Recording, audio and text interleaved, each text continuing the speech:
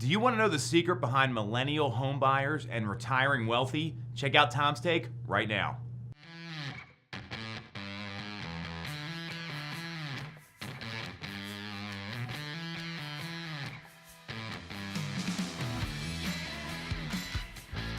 This is Tom's take. We are talking about millennial home buyers and retirement and the secret behind having an exponentially higher net worth when you retire.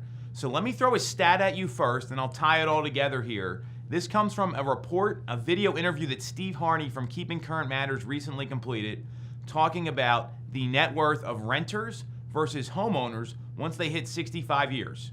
So they're 65 years old. The renter, their net worth is only $5,700.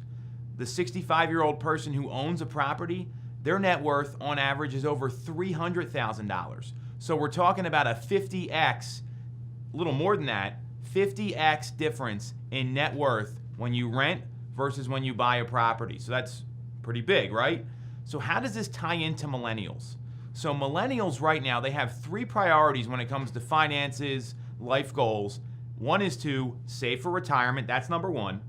Number two is to buy a house. And number three is to get married.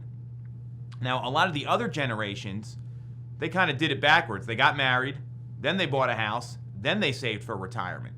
If you look at those stats I just shared with you here, number one for millennials, again, is they want to save for retirement. They got to get to number two first. Buying a home, you're looking at that 50x increase when you retire. You're talking about a difference of $295,000 plus or minus in net worth.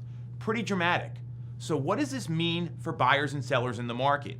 So especially millennial home buyers, if you're on the fence and you're thinking renting's a better deal, let me share some data points with you that are going to be pretty critical.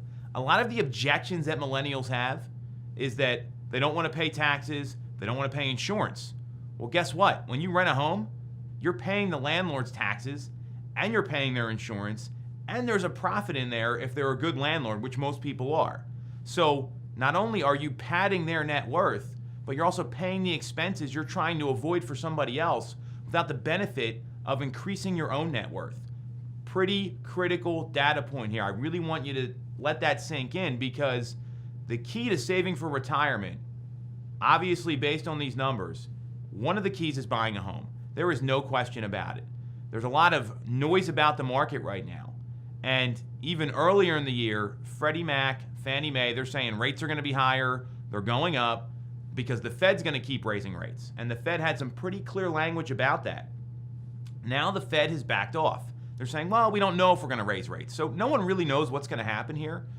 Housing values are predicted to continue to increase year over year, about 4.5% year over year on a national average. So if you're concerned about retirement, you're thinking about buying your first home, look at the data, look at the numbers, and get all the right information.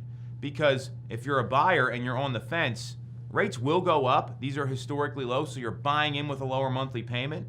And if you're a seller, the hope is these millennial home buyers enter the market, because we're starting to see inventory creep up a little bit. This is the real thing that's happening. Those more buyers enter the market, that's better for you as a seller. And it all comes back to what people want. And a lot of the buyers that are on the sidelines right now, millennials, they're looking at retirement, buying a house, getting married, and two get you to number one. You got any other questions about this? I want you to ping me on social. Otherwise, I'll be back next week with more great content to help you make real estate decisions.